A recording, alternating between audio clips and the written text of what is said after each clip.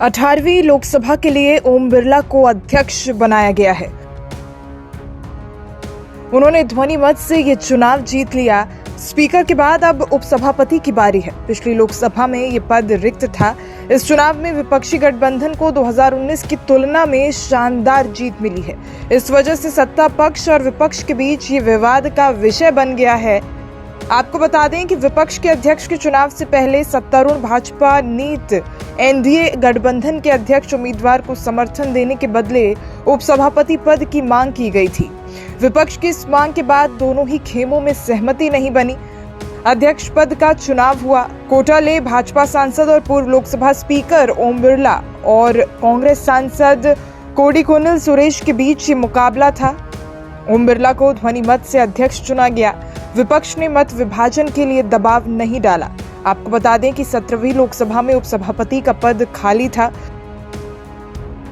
16वीं लोकसभा में तत्कालीन भाजपा सहयोगी एआईएडीएमके के एम थंबीदुरुई उपसभापति थे। पिछली दो लोकसभाओं के विपरीत भाजपा के पास सदन में बहुमत नहीं है। यही कारण है कि उपसभापति पद की मांग तेज हो गई है। सूत्रों ने कहा है कि 18वीं लोकसभा में उपसभापति होगा। अध्यक्ष के साथ साथ सरकार की भी यही राय है। टीडीपी जैसे भाजपा के किसी सहयोगी दल को ये पद मिल सकता है। विपक्षी खेमे में ये पद नहीं जाने की पूरी संभावना है। आपको बता दें कि कांग्रेस के नेतृत्व वाली यूपीए सरकार के दौरान उपसभापति का पद भाजपा के नेतृत्व वाले एनडीए के पास था। अध्यक्ष की अनुपस्थिति में उपसभापति सदन के संरक्षण के रूप में कार्य करता है।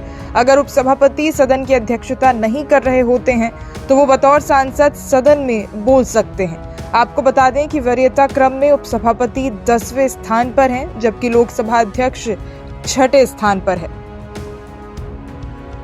वहीं अटकलें ये भी है कि इस बार ये पद चंद्रबाबू नायडू की तेलुगु देशम पार्टी यानी कि टीडीपी को मिल सकता है।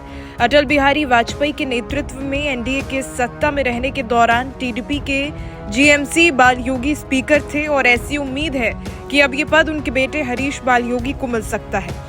टीडीपी के प्रति विश्वास दिखाने और एनडीए में आंतरिक सामंजस्य बरकरार रखने के लिए सरकार ऐसा कर सकती है, मगर सरकार के ऐसा करने से दूसरी ओर ताकतवर विपक्ष बेहद नाखुश हो सकता है। इससे पहले विपक्ष प्रोटेम स्पीकर पाने में विफल हो रहा, लेकिन डिप्टी स्पीकर पद के लिए प्रयासरत है। परंपरागत रूप से ये पद विपक्ष को ही मिलता है, मगर यदि एनडीए ऐसा करती है तो इससे परंपरा टूट जाएगी। हाल ही में इमरजेंसी के मुद्दे पर संसद में चर्चा को लेकर कांग्रेस ने स्पीकर ओम बिरला से नाराजगी जताई है। स्पीकर ओम बिरला का 18वीं लोकसभा के पहले सत्र में इमरजेंसी का जिक्र करना और उसे काला दिन बताना कांग्रेस को रास नहीं आया।